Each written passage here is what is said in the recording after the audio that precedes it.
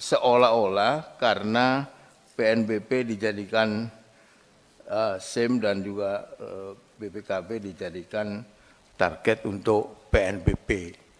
Tapi di sini tidak dijelaskan satupun yang menggambarkan bahwa ada juga oknum polisi yang menyalahgunakan kewenangannya itu, Pak, di dalam konteks ini. Jadi tadi ada penjualan SIM, tanda petik. Jadi penjualan SIM itu ada juga, Pak, yang menggunakan SIM itu sebagai bukan PNBP tapi PAP, penghasilan asli polisi gitu. Anggota Komisi 3 DPR RI Johan Budi menyentil Kakor Lantas Polri Irjen Pol Firman Santia Budi terkait pembuatan SIM. Johan Budi meminta Jenderal Bintang 2 tersebut untuk mengusut adanya oknum yang bermain di balik pembuatan SIM. Dengan tegas, Johan mengingatkan kepada Kakor Lantas jangan menyalahgunakan wewenang tersebut sebagai pundi-pundi penghasil uang. Johan mengatakan seharusnya seluruh pendapatan dari SIM, STNK, dan BPKB masuk ke penerimaan negara bukan pajak. Ikuti terus berita menarik lainnya. Jangan lupa like dan share seluruh akun Tribun Medan. Jadi ini juga harus ada, Pak. Bagus sekali Pak Firman. Saya jarang memuji, Pak, di dalam rapat ini. Ini apa gebrakan-gebrakan Pak Kakor Lantas ini luar biasa menurut saya, banyak sekali. Tapi jangan lupa, Pak, yang di belakang teknologi, yang di belakang sistem itu adalah manusia, Pak. Pak Firman, saya mau ngasih contoh, Pak. Ini kejadian yang menimpa pada diri saya sendiri, Pak. Waktu saya di istana itu, saya dikasih nomor RFS tadi. Ya, itu. Dalam satu perjalanan di Sudirman, kebetulan sekali macet di depan saya itu, ini driver yang menyampaikan, nomor polisinya sama, Pak Firman. Tapi mobilnya lebih mewah. Coba bayangkan Pak Firman, ini saya kan bekerja di istana ya waktu itu. Tentu ada nomor polisi yang harusnya tidak diduplikasi lah, kira-kira begitu. Ini kejadian serius, Pak, benar terjadi Pak Firman. Waktu itu Kakornya bukan Bapak.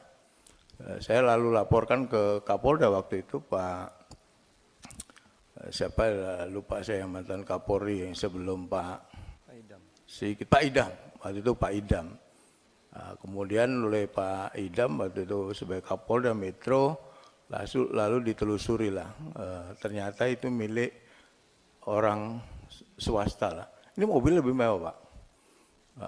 Ya nggak dijelaskan kenapa. Itu kenapa bisa terjadi gitu. Hanya ada dua hal, Pak. Satu, ada kesalahan di dalam registrasinya, jadi ada orang yang minta RFS, kemudian nggak tahu kalau polisinya nggak tahu kalau RFS yang nomor itu sudah ada yang punya, atau dijual tadi, Pak, oleh oknum polisi, sehingga tidak lagi apa yang ditujukan menjadi PNBP, tapi menjadi PAP tadi, pendapatan asli pribadi-pribadi polisi.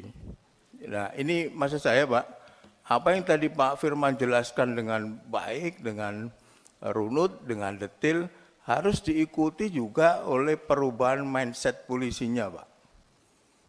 Tilang elektronik misalnya, nggak boleh tilang di jalan. Masih ada, Pak, yang menilang di jalan. Ini ada kejadian juga. Kemudian berkaitan dengan apa tadi, digitalisasi misalnya, data-data yang ada di kepolisian ini perlu berbarengan menurut saya, tapi ini perlu waktu untuk diperbaiki, Pak.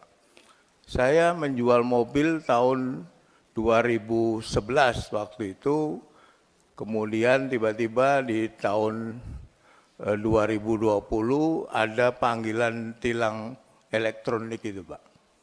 Artinya apa? Padahal saya waktu itu menjual mobil selalu saya minta langsung diganti nama. katanya udah dicabut, diganti nama. Itu terjadi Pak Firman.